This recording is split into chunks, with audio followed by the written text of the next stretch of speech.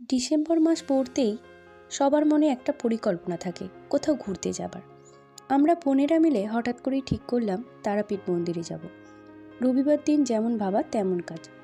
সকাল সকাল আমরা বেরিয়ে পড়েছিলাম মাতৃ দর্শনের উদ্দেশ্যে। আগে বীরভূমের তারাপীঠ মন্দিরে আমরা গেছিলাম, কিন্তু সেখানে পণ্ডাদের ব্যবহার আমাদের ততটা ভালো লাগেনি। মাকে একবার দেখা তো দূরের কথা, যেন মায়ের কাছে কোনো মিনতিই করা যায় না সেখানে শুধু পয়সা। কিন্তু এখানে যে আমরা এসেছি, হুগলির দ্বিতীয় তারাপীঠ মন্দির, এখানে পয়সার কোনো ব্যাপার নেই। আপনারা মাকে মন ভরে দেখতে পারবেন, মায়ের কাছে নিজেদের আর্জি জানাতে পারবেন।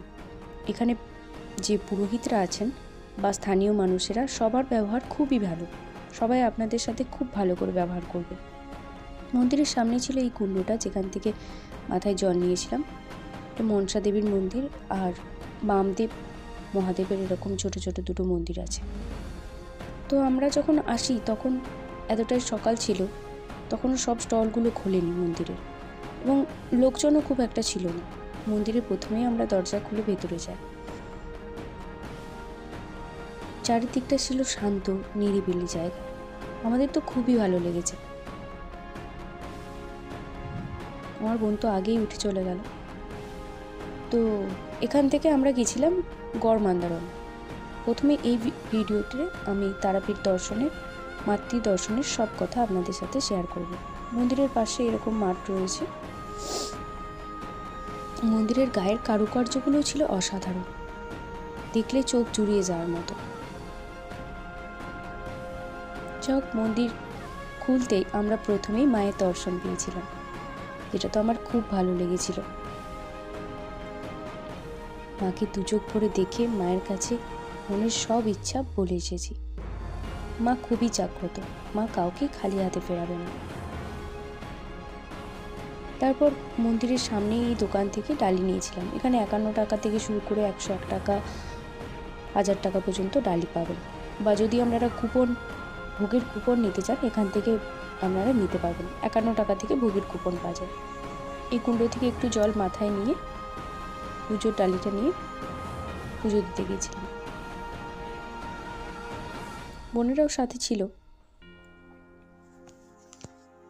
একদম প্রথম আমরাই পুজো দিয়েছি, আর সেই দিনটাও খুব ভালো ছিল।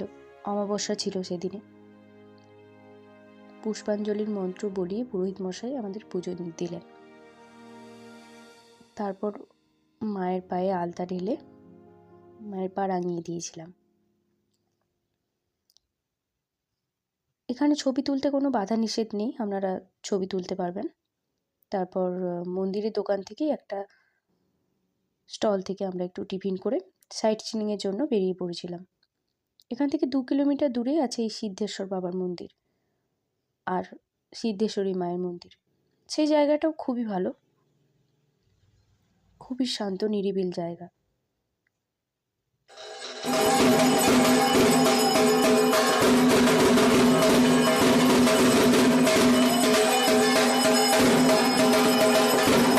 ওখান থেকে ফিরে মায়ের আরতি দেখার পর মাকে ভোগ নিবেদন করা হয়। তারপর ভোগ খাওয়ানো শুরু হয়েছিল। ভোগে ছিল পোলাও, একটা শাকের তরকারি, সয়াবিনের তরকারি, চাটনি।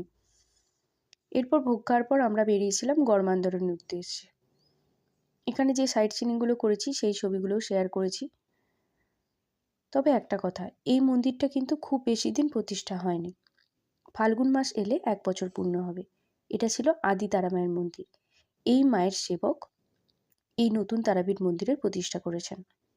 এই মাও খুব জাগ্রত। এখানে এসে মনের কথা বললে মা নিশ্চয়ই আপনাদের কথা শুনবেন। আশা করি ভিডিওটা আপনাদের ভালো লেগেছে। আপনারাও একবার আসুন, মায়ের দর্শন করে যান, আর নিজেদের মনের সমস্ত প্রার্থনা মাকে জানিয়ে যান। মা সবার মঙ্গল করুন।